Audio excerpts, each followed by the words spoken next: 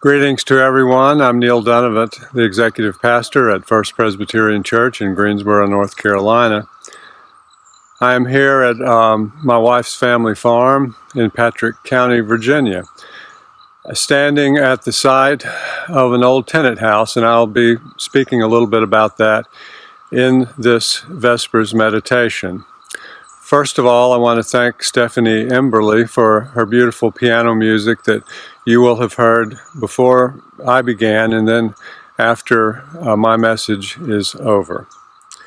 So the first thing I want to do is read to you the story, which is a very familiar story, that is the story of Jesus turning the water into wine.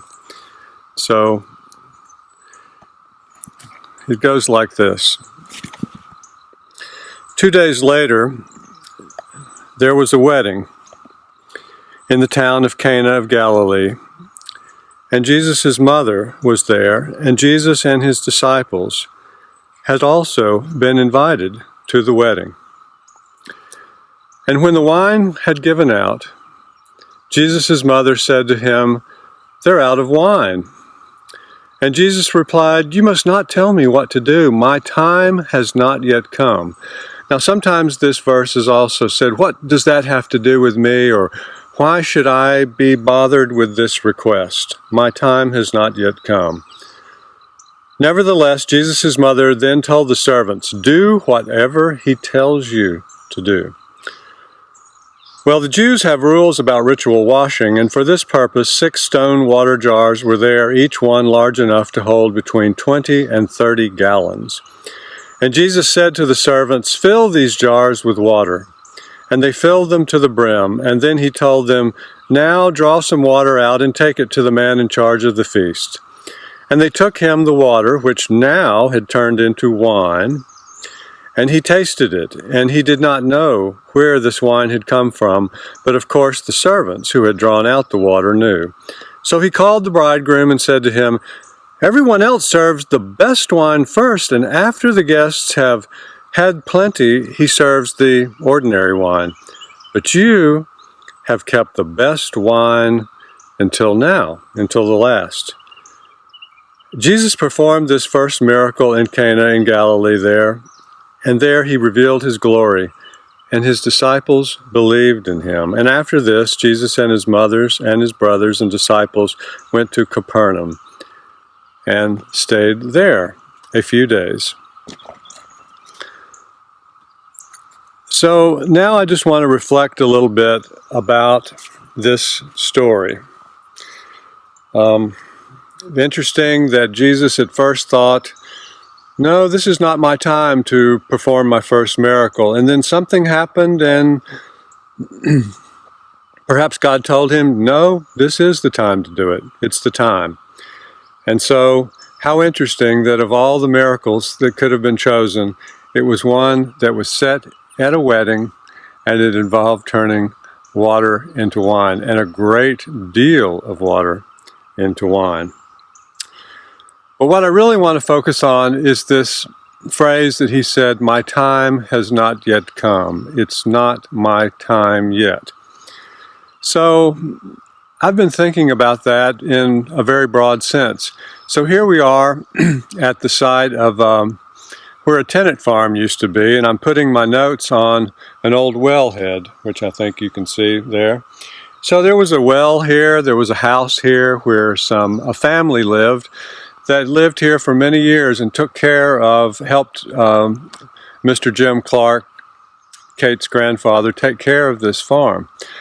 And then eventually they moved away, and there was no more tenants who were willing to come and stay at the house, and perhaps Jim Clark decided he didn't need as much help as he used to for whatever reason.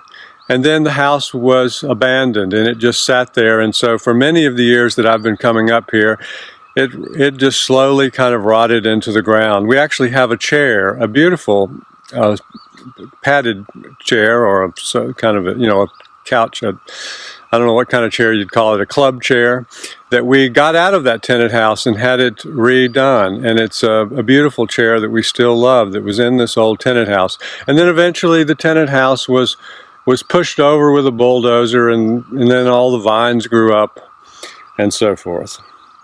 So it went through a time. And as we've gotten to know this farm, things change. Pasture land turns into hay fields. Sometimes a pasture will turn into woods. Things change. Different needs are there. Now we have this speaking of time, we have one of the most amazing things happening right now, the 17-year cicadas. And if I'm paused just a second, I think you can hear them loud and clear.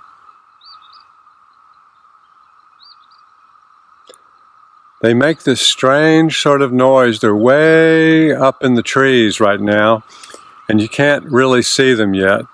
But the biologists estimate that there could be as many as 1.5 million of these little insects per acre here in Southwest Virginia.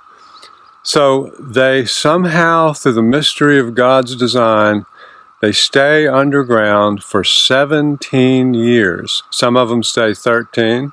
There's other kinds of cicadas that come up every year, but these are the special 17 years. Like clockwork, on the 17th year, they dig themselves out. They then come out of a little shell and fly up into the trees and make this unusual sort of noise. How interesting.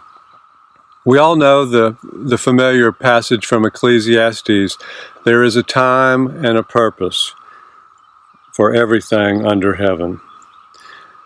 In my own life, and perhaps in yours, you know that maybe if you're as old as I am, you've had many times. There has been a time to be a parent where just taking care of your children really almost consumes your life. There is a time that Kate and I have just experienced of taking care of elderly parents until they die. And then there's a time now that I'm enjoying to be a grandparent, to help my children take care of their children. There are times in your careers. In my own career, I had many years where my ministry was primarily preaching and teaching, and I preached 40-something times a year for many years. And then I moved here in 2003 and began a time of doing outreach and taking people on mission trips. And then in 2009, that slowed down some, and I started doing administrative work. It wasn't what I expected. I never imagined it, but it was what the church needed, and it has been my time to help the church in this way, which I've been very honored to do. Perhaps in conclusion, the key is to enjoy the different times that come to us. And when we are in between times, to pray and reflect on what our time is coming soon. The lives that God has given us are truly an adventure. And because they are an adventure, a journey, they are rarely what we anticipate, which is what sometimes makes it so very interesting. There's a time for every purpose under heaven. I wish you all great peace.